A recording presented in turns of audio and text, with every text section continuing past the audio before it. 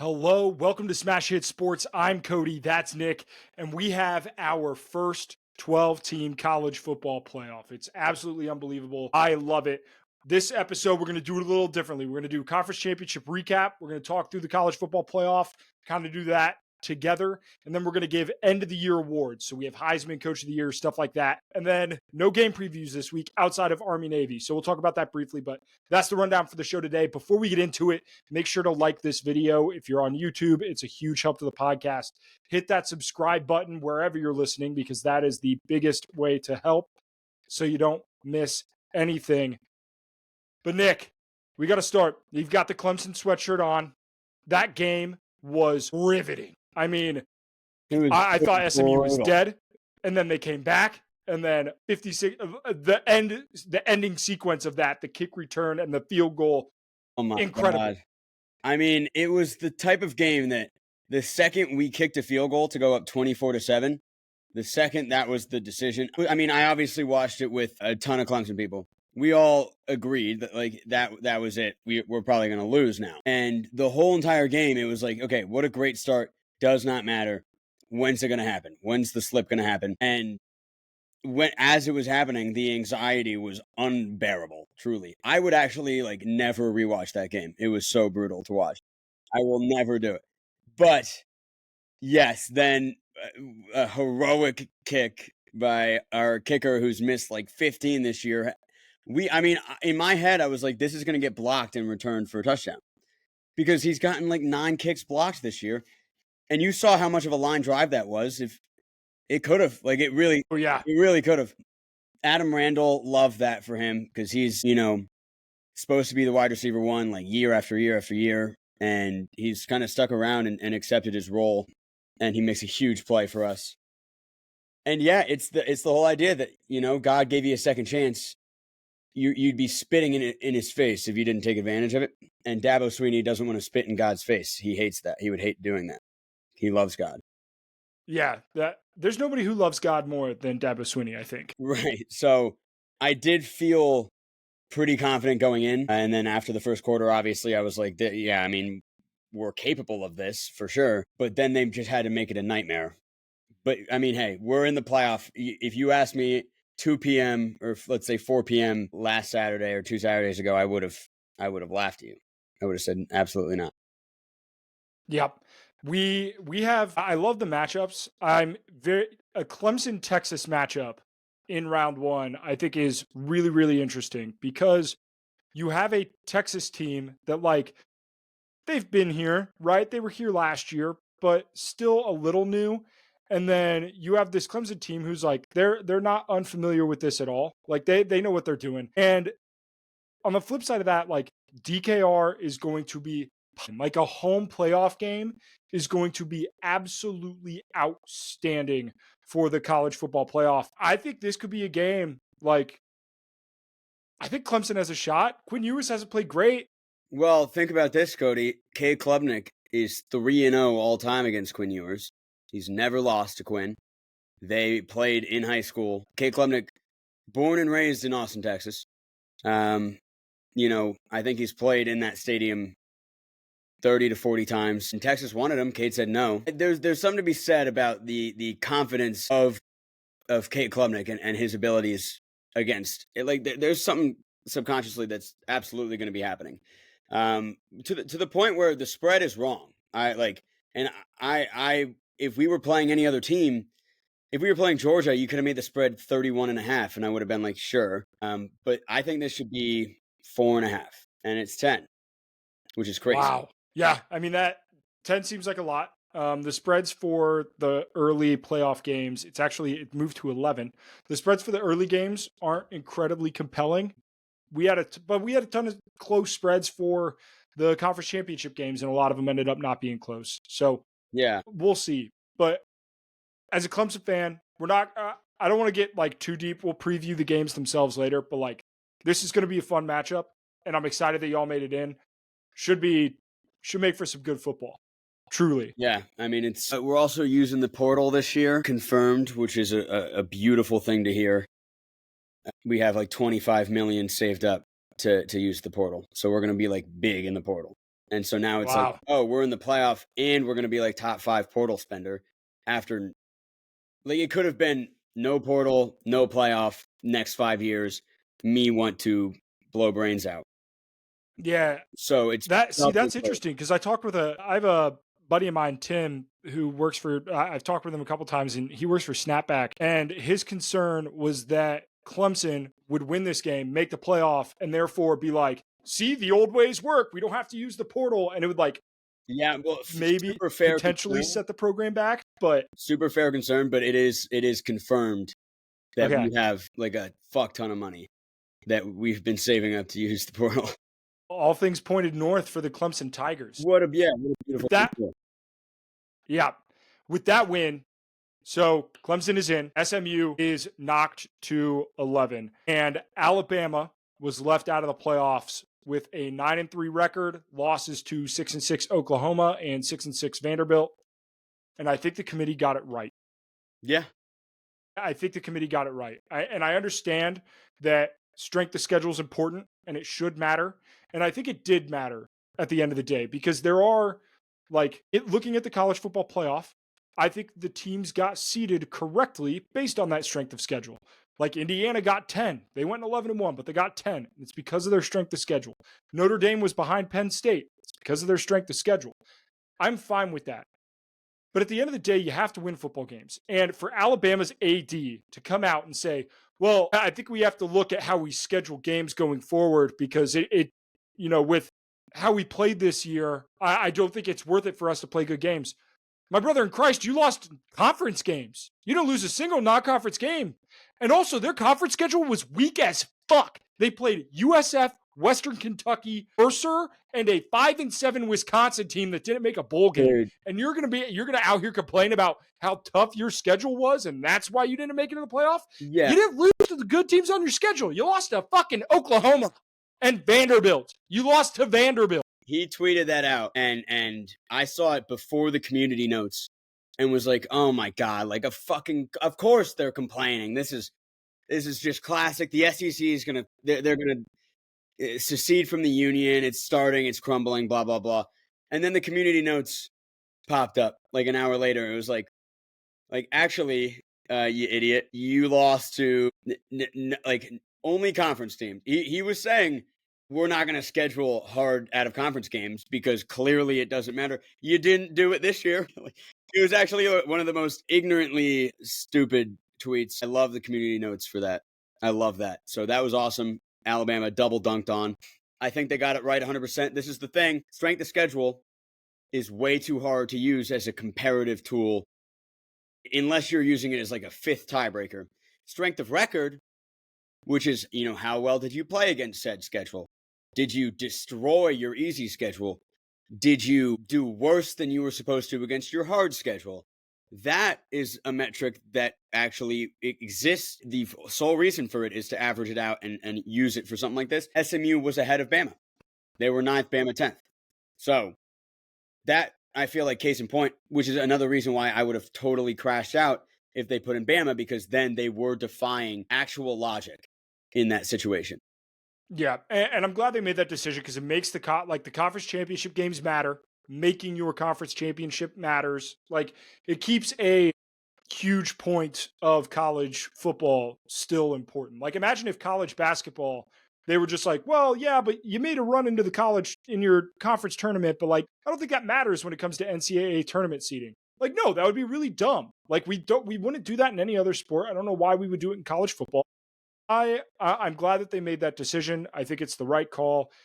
Alabama fans bitching on the internet. This is a message directly to you. You spent 15 years in which anytime any team won a significant game, their next result, the thing that they chanted, the board that they brought to college game day was we want Bama. And now you are in a position in which you are having to grovel for the 12th spot in a playoff in a year that you did not hit 10 wins. Be better. Like you should expect more out of your program. Nothing out of this should be, oh, the committee screwed us. Oh, blah, blah, blah. That your exact result should be looking at your own team and your own coaching and your own roster and be like, how did we underperform? Because that's what happened. The committee didn't fuck you. You fucked yourself. Yeah, very That's well what said. happened. Very well said, Cody. It's a blatant blind. The blinders are on in the sense of like, oh, if we had SMU schedule, we would have won and we'd be undefeated. Every like deep rooted thing about Alabama fans is just coming out like word vomit.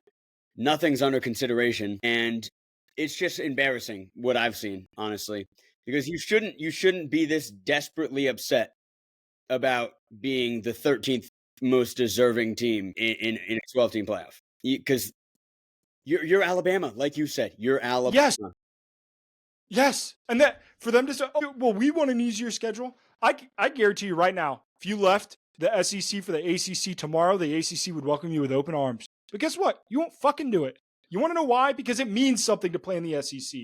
It's important. Yeah, like that. Not only that, but that you would probably you would lose. They lost to 2 6-6 teams. They would lose to Georgia Tech. Who's to say they wouldn't? Because Georgia Tech's clearly capable of beating top tier talent team. Like that whole narrative, in my opinion, is just asinine. To say like, well, SMU, they didn't play nobody, Paul. They didn't play nobody.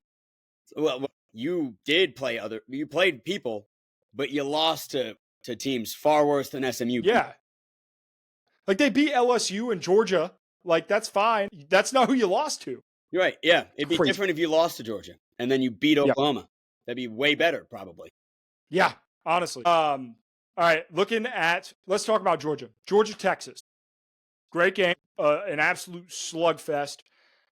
I don't think that either of these teams are like elite. I think that they're good enough to win a national title. Don't get me wrong. If one of these teams was holding up the national championship trophy at the end of the year, wouldn't shock me at all. But what I got from that game was like, these teams have really good rosters. I think they have good, not great quarterbacks. And like, I could see, we talked about Clemson. I could see Clemson beating Texas. I could see Notre Dame beating Georgia. Like I could see it happening. I don't think there's any sure path that one of these teams is, one of the final four or final two teams remaining. Yeah. And honestly, the benefit for those two teams is that there isn't really anyone that's a surefire lock. I actually think Texas does statistically have the best chance of making a better chance than Oregon. We talked about this, where it's like, well, what's the reward for being a 1 seed? In this case, it actually was sort of doomsday that you don't have a reward for being the 1 seed. You actually are statistically rewarded for being the 5 and the 6. So, yeah, I would say Carson Beck has been the problem, or at least a lot of the problem for Georgia. He's bad. I trust them a lot more with Gunnar Stockton. Texas just has such an easy path. Nobody's really that big of a threat in my eyes. That could be the national championship game. Like that. That wouldn't shock me if they played again. But it didn't feel like it, to your point. Like Josh Pate was like, this feels like we just watched the national championship game. It's like, well, that's not true. I disagree with that so much. It didn't feel at all like that, but it could be, because who the hell else is going to win it? Yeah. Speaking of teams that just refuse to find ways to win, Penn Stated again. Like they were good and they were close and they just couldn't get stops, and then they lost a big game. Yeah. And it's like, damn it. Yeah, whatever. Again, they have an easy path. They would be, I think, like 17.5-point favorites against Boise. That's crazy. I know. Crazy. So, and they're already pretty heavy favorites against SMU. So, beat SMU as you should, and then to make the Final Four, you're favored by 17.5. So, Penn State, honestly, right, this is their first playoff appearance. They should be jumping with joy. I'm not going to be pushing the anti-Penn State narrative unless they lose to SMU or Boise. Then it's let's point and laugh at James Franklin. But for now, dude, 6th seed in the playoff, they get to host a home. They're pumped. They should be happy. Yep. Nick, I want to get your immediate thoughts on this image. Penn State whiteout home playoff game. Yeah. If it was, You got a whiteout, right? I mean, yeah, it's your only opportunity to. So hopefully they do. If the aura of it feels wrong, I'm not gonna lie. Like my gut is telling me like, but I think that's because it's SMU. I think it's because it's like I'm just so used to that just being the Ohio State game at night in October, and you already did it once. But they But still this year was against Washington. So yeah, no, like they should do it. They like should do it, and it would be electric. But the vibes are slightly off on my imagination. that's fair. Looking at the college football playoff odds, Oregon has the best odds to make it or to win it, plus 360. Texas is tied with them at plus Oh, okay, 360. yeah. Georgia's at plus 400. Ohio State plus 475. Penn State plus 600. Notre Dame plus 900. And then after that, you get into the plus thousands. Tennessee 2,800, Indiana 4,000, SMU 4,500, Clemson 5,500, Arizona State 6,000, and Boise State plus 6,500 to win the national title. Yeah, which again, two teams that basically Vegas is saying has zero chance were rewarded with a bye. That Yeah. we should probably maybe do something about that. Yes. That was the point that I wanted to bring up exactly. With how the playoff is currently structured, I think they got the seeding correct. However, we can't be given buys to the 11th and 12th best teams in the playoff. Or the 16th best. Well, I guess Clemson didn't get a bye, but yeah, I mean the point is, yeah, Arizona State they probably don't deserve, and Boise as a 3 seed doesn't make any sense. You would never. When they were crafting up this format, there was no world that they ever considered a group of 5 team would be a 3 seed. Maybe a 4 once in a blue moon, but a 3. So they kind of shot themselves in the foot because Boise, maybe they shocked the world. It'd be sick if they did, but I doubt it.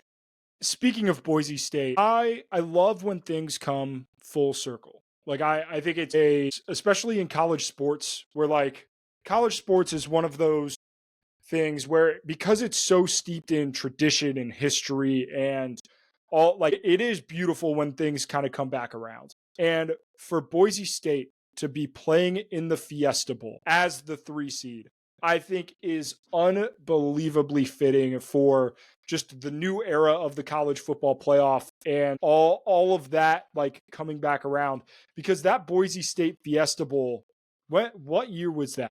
2007 Was that 2007? against Oklahoma. 06, 07 maybe. Yes. Yes. And like the thing behind they put Boise State in that Fiesta Bowl specifically because the group of 5 in 2006 kind of got fucked in terms of their like bowl season. And they said, "Hey, look, we don't think that the group of 5 can compete and therefore we're going to throw some of these Power 5 teams that maybe weren't as good into some of the premier bowl spots." And 2007 happened, and they say, you know what? Fuck it. You want group of 5, you want to show that you really belong. We'll have you play Oklahoma in the Fiesta Bowl and see if you like, you're going to get your fucking doors blown off you, and then you're going to pipe down. And that didn't happen. And that gave us one of the best college football games of all time. And now, in the first year of a 12-team playoff in which we argued and fought on whether or not a group of 5 team should get in based like whether they should have an automatic qualifier. And now we get Boise State to play in the Fiesta Bowl once again, a decade and a half later. I think it's just a beautiful thing. Like I love It is, yeah. college football, you beautiful son of a bitch. You've done it again. It is great also for, the future of the group of 5 teams because, I mean, I guess unless Boise State loses by 1,000 points to Penn State or something, then maybe there would be a discussion. But the idea that, this team was good enough to compete with Oregon, they're good enough to be ranked 3rd in the college football playoff rankings. They're not like the 12th team in the rankings. They are definitively deserving and in the mix. Yeah. And that is massive for the group of 5 because it could have been a Liberty who was ranked 25th. who got their doors blown off and nobody thought. And then Alabama, I don't think is clamoring about Boise, right? Like No, Alabama's and they should have. about SMU and all. But any scenario, I would have assumed like that SEC team that inevitably gets left out is going to be pointing at that group of 5 team and saying they shouldn't be here. We should. That's stupid. So it would take a Boise disaster class, a true disaster, for that to actually come to fruition. Because right now, they're just like, yeah, Boise deserves it. That's fine. And that therefore, the powers that be are not punishing the group. Like the group of 5 is here to stay. They're not falling out into irrelevance anytime soon. Yep. I absolutely love it. Nick, do you have any other thoughts on I'm happy with how the home games turned out. Like I think Notre Dame, Ohio State, Penn State, and Texas hosting college football games just seems right for the college football playoff. I agree with those that. are It'd be weird if it was Indiana. Yeah. Obviously, it'd be weird if it was SMU. So yeah, it does feel right. Like the mecca, some of the meccas of college football. Yeah, the Goliaths are hosting the Davids outside of, I guess, Clemson. But yeah, that's kind of what it feels like. Outside of that, are there any thoughts on the playoff, the 12-team format? Anything that really gets your heart pumping? Well, I mean, the video I'm about to make is kind of what we were just talking about. It's 10. Boise State should be 10. Arizona State should be 11. Or no, sorry, Boise 9, Arizona State 10, SMU 11, Clemson 12. If those were your 4 road teams traveling to 5 seed Notre Dame, Georgia, Texas, whatever, the upset would feel a lot bigger, in my opinion, and then 2, you are like substantially more logical in giving the 1 seed the best possible path and making everything even. Like maybe that first round's not fantastic, but those second and third rounds would be what you would want. And I think it's just a little weird this year. It's just not what you expected. So yeah, I have a couple problems. I don't know if I want to base this year off of how I judge the format. You know what I mean? Because it has been a weird year. College football was weird, and it's part of why we love the sport. But also, like, is this the best representation of the 12-team playoff format? I don't know. Maybe it's not, but we'll see. Like, imagine if the 12-team format was when like Clemson was elite, Georgia was elite, like Ohio State was elite, and then whoever that 4th team was. You know what I mean? I feel like that would hit. This year, maybe it's maybe. But yeah, keeping it moving. We're gonna go to our end of the year awards. Home Field is doing I bought a ton of stuff for Christmas on my Christmas list. A lot of people in my life are getting Home Field apparel. If you are a college football fan, college basketball fan, college baseball, they have some of the best college merch in the game. Go check it out. Use code Nick15 for 15% off your first purchase at Home Field. Link in the description of this video or in our bios. They make the best stuff. I got this Baylor hat, which smacks. I have another hat coming on the way, which I think is pretty sick. Got a new one.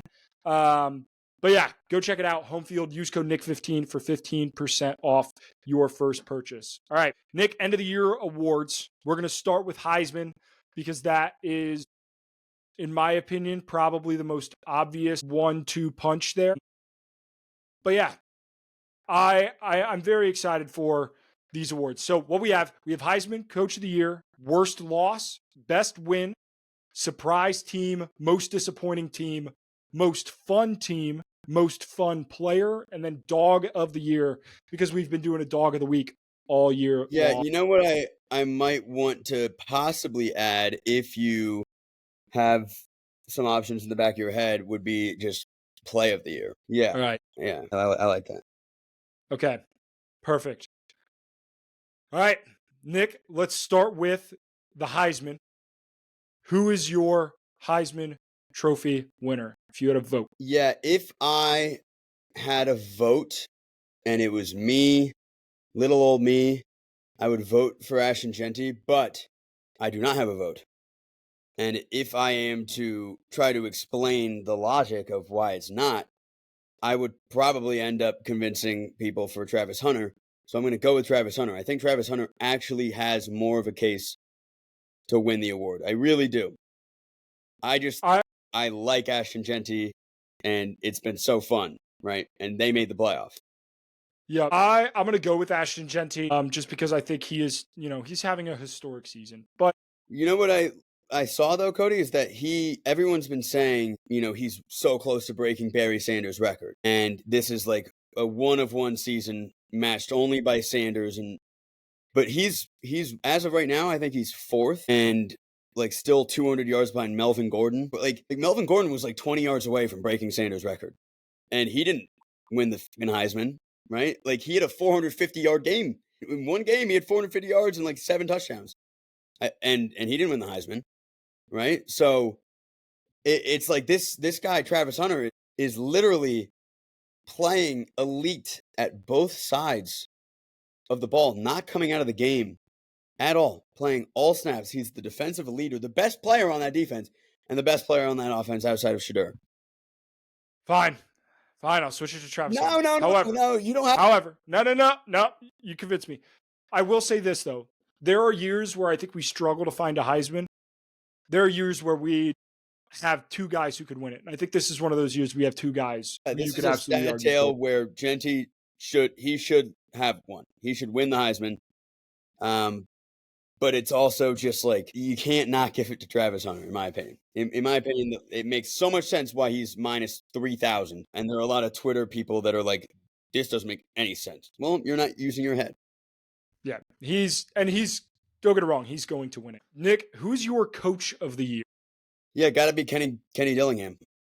They got rid of Herm Edwards in 2022. They signed Kenny Dillingham. Basically, Arizona State is probably, if I were to like list off every Power 5 school in the football world, Arizona State would be last.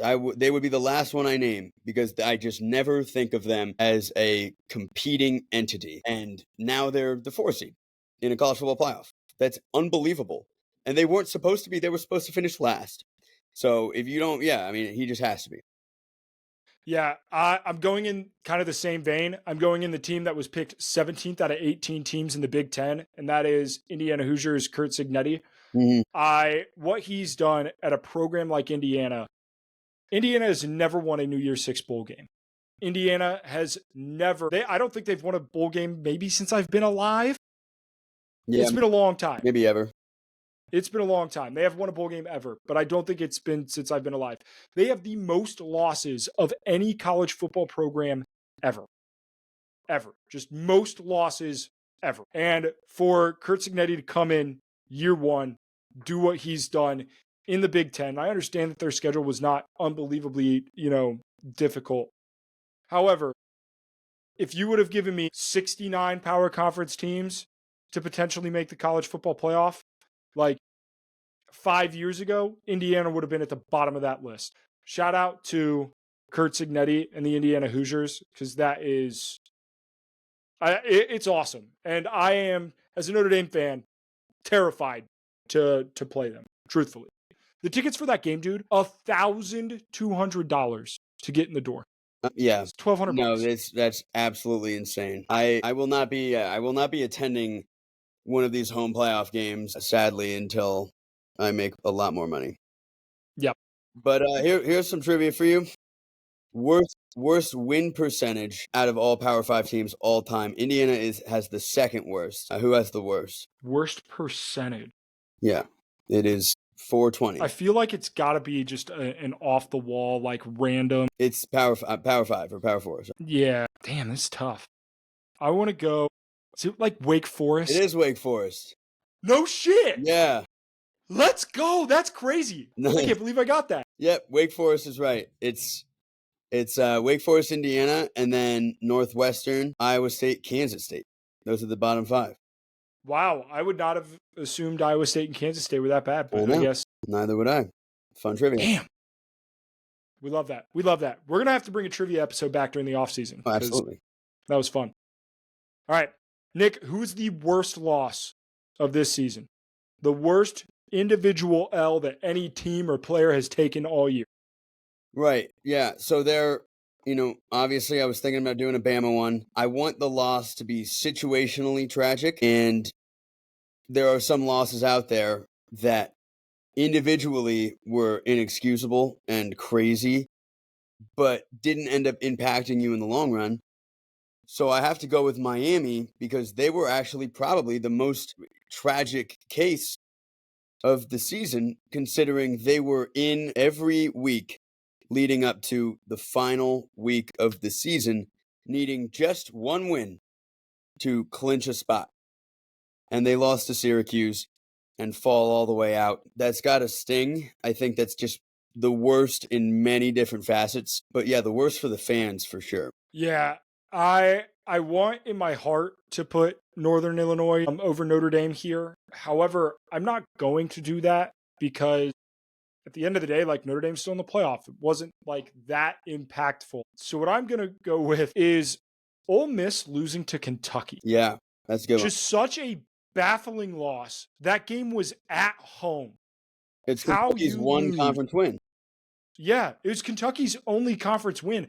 How you lose that game with that team in the way that like they just got out physicaled from start to finish was mind blowing to me. And And it that's the ultimately it kept them out of the it's playoff the because sole had they reason gone they 10 didn't and make 2, the they playoffs. would be in. It's the sole reason they missed. And that's the thing is that if that game doesn't force you out of the playoffs, right? 3 losses is one thing, but 3 losses with that game, that terrible performance, then what do you play the games for? So again, it is kind of like Lane Kiffin all upset, but go beat Kentucky, you dunce. You're at home playing the probably the worst team in the conference. Just go beat them. Just go beat them.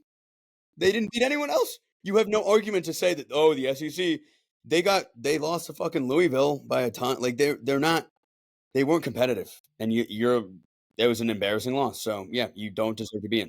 And therefore, yes, worst loss. I actually kind of agree. I think that was a better pick than mine. Yeah. Kind of got I me mean, fired up. both pit Miami's loss was heartbreaking though. And that's like Just it was a dagger. when it happened and like the whole scenario of like it wasn't a playoff game to them because they were so clearly in every week. They were the 3 seed. But it was technically a win and in game and they lost it. And then I think the catastrophe started to be realized and it was just kind of hard to watch, yeah. Yep. All right, who had the best win of the season? Yeah, so this is where I was thinking about going Northern Illinois, and I wasn't going to do it because you didn't, or I thought you were going to take that for worst loss, but I will do it. I will do it because Northern Illinois was they didn't end up being relevant. I could have sworn that Northern Illinois team was going to finish the year playing in the MAC championship, and it was just like, man, what a good team. But no, not really. They just fucking came together for one of the most impressive feats you could ever imagine, beating a top 5 team on the road. It was the first top 5 win in MAC history. Dude, like that's crazy. And they had 6 wins on the year and one of them's Notre Dame on the road, top 5. Just you can't even fathom it. Like that really truly is going to hold up in my mind as almost on par with the App State Michigan game Yeah, in '07. crazy. I have 2 games that I have in mind for this one. They're both conference games. Both mean a lot to both schools. I'm going to go with Vanderbilt over Alabama. I was going to pick Michigan over Ohio State just because of the fact that they could go as a 6-5 team and go into the horseshoe and beat Ohio State. Just absolutely incredible. But I have to go Vanderbilt over Alabama because this was a Vanderbilt team that like they won against Virginia Tech in an upset in overtime. And that showed like signs that this could potentially be a bowl team, but for them to beat Alabama at home and to have Diego Pavia just come out there and like be such a good mascot for the university and like represent them very well in media and like on the field and all that stuff. And he was electric to watch. So that was an like a shocking Yeah, result, that was like a shocking result. And it was never in doubt. Like they won that game from start to finish. It was incredible. So that was in, I'm going it was Vanderbilt over Alabama. that was going to be my pick. Like I think you could probably. I think we did mid-season awards, and those were our 2 picks, right? When we had whoever on. So yeah, Yeah, good pick there. All right, most surprising team? Yep, most surprising team. Yeah, for me, there's so many, honestly. But I would say Army after, beating Tulane and winning the American, finishing with one loss on the year to a fantastic Notre Dame team. But I have always been like Navy is better than Army. Like growing up, like that game's fun, but like Navy's better. Army's really like they're an independent and they're like 6-6 every like who really cares? This is insane that they went 11-1 or 12-1, whatever. Now they have the Army Navy game coming up and they could go 13-1. Are they what are they right now? They are 12-1. Are they? Yeah. So So they have just the Army Navy game is they play a full conference schedule and then they play that game. Okay. so this is just an extra game on top. Yeah, so they could be 13-1 then. Yes. That And they could be 14-1 if they win a bowl game. exactly. So that to me is definitely the most surprising. Like if you showed me all of what happened this year before the season started and told me to like give it everything a percent chance, I would have put that probably last. That's my logic. Yeah. I mean, they've been, for them, this is the first time they've been in a conference since 2004. And to win a conference title in year one. And they like, won one, yeah. Like that's freaking crazy. Absolutely nuts. So I love that pick. I think that's an incredible pick. My surprise team, I'm going to go a little off the beaten path here. I picked this team to be one of the worst teams in their conference, and they didn't make the college football playoff, and they didn't make they didn't make their conference title game. But I want to give BYU a ton of credit. I did not see that. Like, I didn't see anything out of that team at the beginning of the year. I didn't think they were worth talking about preseason, truthfully. And I was so unbelievably wrong. What Kalani Sitake did there as their head coach and BYU throwing the absolute piss out of the football. BYU was the talk of multiple weeks of football because of how well they played, and they deserved it. And I did not see that coming in any way, shape, or form. So for me, my surprising team of the year, BYU. Yeah, BYU, Arizona State, Indiana. I mean, definitely a lot of options. Yeah, it's hard. It's a hard sport to predict. That it is. Nick, I have a real good hunch on who the most disappointing team in college football is going to be this year. Yeah, we could probably say it on 3, but I mean, it's Florida State. It's Florida State. It's Florida State. It's so bad. Hilariously bad. Amazingly bad. I saw a tweet. This was amazing. It was like this you couldn't convince me that someone could be genius enough to draw up a movie script this good. And it was, Florida State extremely upset that they missed the 4-team playoff. They then tried to sue the ACC and leave the ACC. And one of their main reasons why is because the ACC brought in SMU, who brings the overall pedigree of the conference down, right? Then Florida State wins one conference game. SMU wins all of theirs outside of the championship, but all of their regular ones. And then because they lose their ACC championship game, they are actually then rewarded over Alabama, whereas Florida State was not, as almost like a quasi punishment for being so annoying about it in the offseason. So it's kind of just like everything you wanted, yeah, we'll just give it to SMU. You get nothing. And now your team is so bad. Yeah, and for them to be so bad, the fact that I remember this man's Twitter handle, 321 Knowles, who would not eat the dog shit. Yeah. Just eat the dog shit. I know. Well, can you imagine? Yeah, they would be in the playoff if he ate it. Insane. But like that level of drop off needs to be studied. Like I need a 30 for 30 on this team. I actually have never seen anything like it. The 73-9 Warriors go 9-73 the next year. Basically, like they worst record. I don't think I would have to look. Like I don't know if the death penalty to SMU killed a program as hard as what this did. Oh man, to, like Florida State from one year to another. Truly, just absolutely insane. Insane. Insane. Insane. Nick, who's your most fun team to watch this season? Yeah, I think Colorado. Pretty much blew me away as far as just from week 1 on. I was watching them struggle against North Dakota State. Their defense looked terrible. But that's the recipe. It's like the Cincinnati Bengals. You would know better than anyone. Very fun watching Bengals games. It's very fun because the defense is really bad and the offense is so good that you're just getting shootout here, a lot of points here, crazy finish here. Felt like an obvious answer. I also am so pro Shadur Sanders, so pro Travis Hunter. I think they have such a weird amount of haters that belittle them from a talent standpoint for some fucking reason. Shadur Sanders is far and away the best quarterback in college football, in my opinion, and Travis Hunter is the best player. They're on the same team, and they're also like beautifully entertaining. They score a ton. It was awesome, dude, and the media somehow like never really got into them. It was really crazy to me. Yeah, and they were much more into them last year when they won 4 games than this year when they could potentially have competed for a conference title.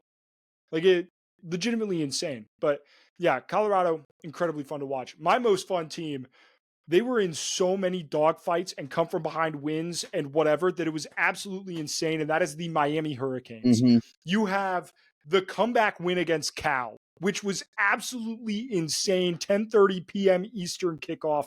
You had the overtime game against Virginia Tech. Like, there were so, and then just Cam Ward being absolutely spectacular. That team, so much fun to watch. I didn't love them, but like their defense was shit and their offense was insane. Yeah, it was the same sort. I would love to see a Miami Colorado game. I would love to see that. They should. The fact that the bowl committee didn't make that happen pisses me off. Well, so this is another thing that now that we have a 12-team playoff, we should just get rid of the damn tie-ins. They don't matter anymore, okay? It's bullshit because if you want to maintain the excitement of the Bulls, you just have someone handpick the best possible matchup that you can pick. Have 13 play 14. Unless they're in the same conference, just make sure that they haven't played this year and then yeah, boom, they're playing. Speaking of same conference, we have something to talk about after we get through the category. All right, most fun player to watch. Yeah, this is where I go Genty. Just absolutely. Honestly, I have a bias towards the first like 5 weeks of the season. Then I think like the Genty bots kind of came out. I don't know if you are. I mean, you have to be aware of the Genty bots. You go on Twitter. Yeah, anytime he touches the ball, like I think people like in China realized. I don't know who these people are, but they were like, "Oh, look, the engagement is so good whenever this guy does something." Like that, like it literally created jobs for like people spawning Twitter. And so then you would just see like Ashton Shetty was so good, he made jobs. he That's literally created crazy. jobs, but then it got to the point where it almost got like a little cringy because it was like, Ashton Genty, are you kidding me? This is the great, and it's like, like he bounced off one guy, 25 Yeah. touchdowns. It's like, well, you know, you got to go watch those Washington State highlights again because that's what's crazy. Yeah. Yeah. He was, especially early in the season, he was just absolutely Yeah, and people like ridiculous. still weren't. They were like, who is this guy? It was awesome. Yeah. So yeah. Yeah. My most fun player to watch, I think he just had some incredible moments. And there were times where it's just like, holy shit, this kid's 17. And it's Ryan Williams. Mm-hmm. Ryan Williams had 4 or 5 or 6 plays this year where I just couldn't believe that this kid exists. Like this is a kid that exists, and not only is like, oh yeah, he's going to the NFL next year. No, he's going to be here for 2 more years yet, and he's going to be a problem for both of those years. Same with the whole class of wide receivers. Yeah, honestly, we could have just picked the freshman class. Like the freshman wide receivers were absolutely insane. Mm-hmm. But yeah, Ryan Williams, incredible. Like that play against Georgia is going to live in my head rent free forever. Well, so that was my play of the year. I don't know if we. Oh, okay. Next category, play of the year. Play of the year for me is that play against Georgia. That was outside of like the Shadur Hail Mary and the Miami versus Virginia Tech. Like there were a lot of fantastic moments. But that was the one play where I had like tingles all around my body of like euphoria of just outside of my body. I'm witnessing one of the most just beautiful things that could ever happen on a football field. Capped off by that play, which is when I jaw on the floor. Yeah, it was absolutely incredible. I went a little off, I guess not off the beaten path, but I went a little weird with this one. A play that like doesn't have any like specific instance in terms of like its moment, but the play where Tyler Warren lines up as the center, snaps the ball, and then proceeds to catch a 45-yard bomb and mosses the guy. I've never seen a play like that. It was pure pandemonium and pure chaos, and it was just beautiful, and I loved it. So mine is Very the funny. Tyler Warren self-snap catch Very moss. funny you say that. Very funny you say that. God, what? That was insane. Dog of the Like, year. is there anything he can't do? Dog of the year for me, as I have written down, with that play in mind, is Tyler Warren. That's what I have on my sheet.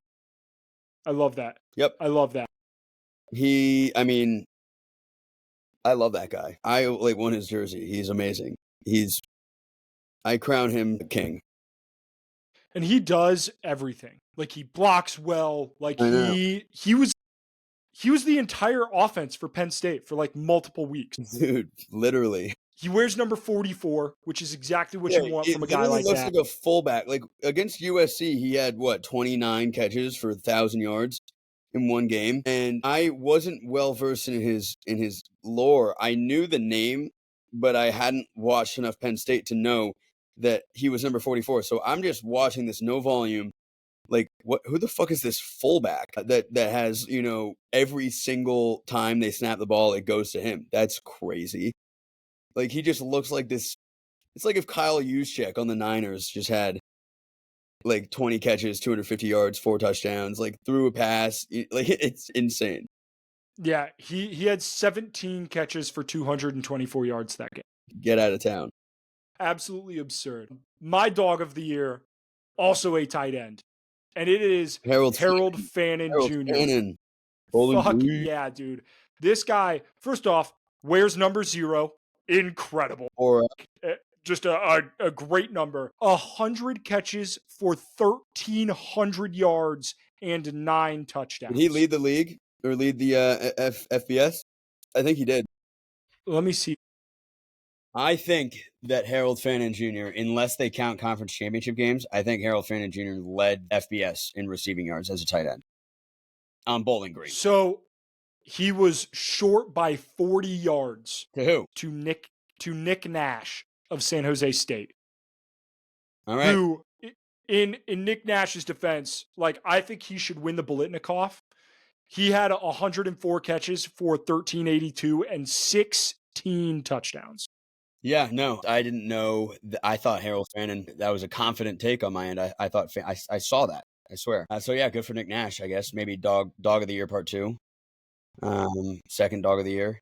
But yeah, Fannin, yeah, freak. Yeah, 100 catches, 1,300 yards, 9 touchdowns. As a tight end for Bowling Green, my guy, put the team on your back. That incredible. And like, he had games, 137 yards and a touchdown against Penn State. 145 yards and a touchdown against Texas A&M. Like, this guy played his best games against the best competition, which is dog mentality. Dog. Yep. He's gonna get drafted really high. Like the whole, if you can find a player that's not Power 5 that's that good, the media falls in love with him. Happened with Quinyon Mitchell last year. Yep. It'll happen, and it should. It should. It'll happen with Fannin. That's for sure. Yep. All right. Game picks. Nick, you didn't have a great showing conference championship week. Yeah, I blew the lead. I choked. You did blow the lead. So I went 6-3. You went 3-6, which brings my total to 111-62, and you are at 110-63. Mm-hmm. So we have the Army-Navy game this week, and then obviously we are doing all of the bowl picks. So still a lot of football picks left to be made. However, I've retaken the lead. Army-Navy, because it is one game, I think we should both say at the same time who our pick is. So that way we don't. All right. 3, 2, 1. Army. Okay. Army. Yeah, it's Army. They're so fucking good. They're good. The Navy's fallen off a little bit. It's a rivalry game, so like it is going to be close, in my opinion. It absolutely. Navy is very capable, but this just feels like a little destiny year for Army. I mean, this could be again, like you said, 14-1. If they finish the year with 14 wins, my great grandchildren will probably see like Army, second most wins since 2024 when they went 14-1. Like this is that type of year shaping up to be. So yeah, go Army. I'm not gonna make a graphic for that. Sadly, we'll just have to remember to add that. I will make a graphic, and it's just gonna be me posting the pictures of the uniforms for this game because sure, they're the best every fucking we year. both take Army. FYI. Yes. Yep. And we'll just remember to update if. I mean, we're taking the same team, so it doesn't really. Yep. I love this uniform matchup every year. Love this game. Like, one thing I do, the over's hitting. I can promise you the over is hitting in this football game. Yeah, for like the first time in a while, right? Yeah. The troops have weapons this year, boys. The troops have weapons. This is going to be like a record-setting line, right? What do you think the total is? I would have to guess it's like in the mid-feast, which would be 39.5. Really? Okay. Yeah. I guess so. But normally it's like lower. Normally it's like 31. Low 30s. Yeah. So Vegas, yeah, at least they're realizing that there's going to be some points, but hey, not soon enough. I'm hammering that. Yeah, I'm going over that for sure. Hell yeah. All right. Well, that's it for this week. Do us a solid. Hit that subscribe button. We have our bowl preview coming out. I believe that is next week that we scheduled that. So we will pick every single bowl game. And it's bowl season. We're in the middle of college basketball, which is absolutely incredible. That preview is coming out soon. So hit that subscribe button. We love you. The horns down. Go Tigers. From Nick there. Go Tigers. Horns down forever. Notre Dame is, hey, we'll see you in the championship, bud. But love it. We'll see y'all in the next one. Nice.